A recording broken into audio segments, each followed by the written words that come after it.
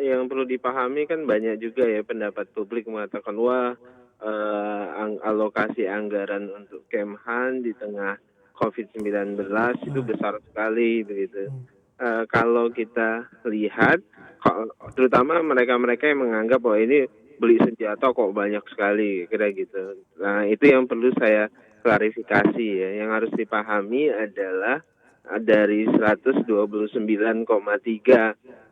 triliun yang dianggarkan tersebut, lebih dari 50% itu digunakan untuk belanja rutin pegawai.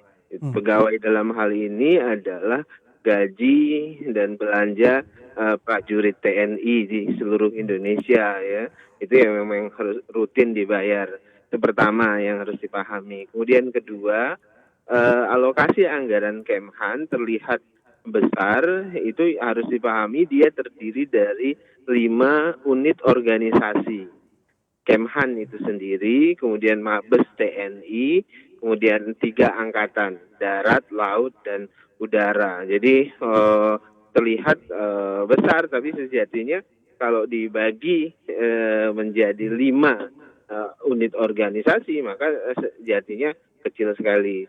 Nah, ditambah kalau kita lihat persentase untuk belanja alutsista, ini yang disebut dengan belanja barang dan belanja modal itu tidak lebih dari 30%. Jadi 30% lah yang kemudian digunakan untuk belanja alutsista oleh Kemhan dan TNI. Dan itu kalau dilihat belanja pertahanan Indonesia yang 129,3 triliun itu relatif paling rendah dibandingkan dengan negara-negara di kawasan, apalagi secara global ya. Karena misalnya belanja pertahanan kita terhadap PDB itu masih di bawah 0,7%. Hmm. Bandingkan coba dengan negara tetangga dan negara kawasan, wah, misalnya Singapura. Singapura itu sudah hampir 4% dari total PDB-nya, belanja pertahanannya. Bahkan Vietnam saja itu sudah 4,8% dari dari anggaran belanja pertahanannya dari PDB-nya, pun dengan negara-negara kawasan lainnya. Jadi belanja pertahanan kita itu relatif masih sangat kecil dibandingkan dengan negara-negara kawasan. Baik, nah ini menarik Pak Dhanil kalau kita berbicara mengenai anggaran belanja ketahanan di Indonesia yang ternyata relatif masih kecil kalau kita bandingkan dengan total PDB bahkan hanya di 0, sekian persen saja.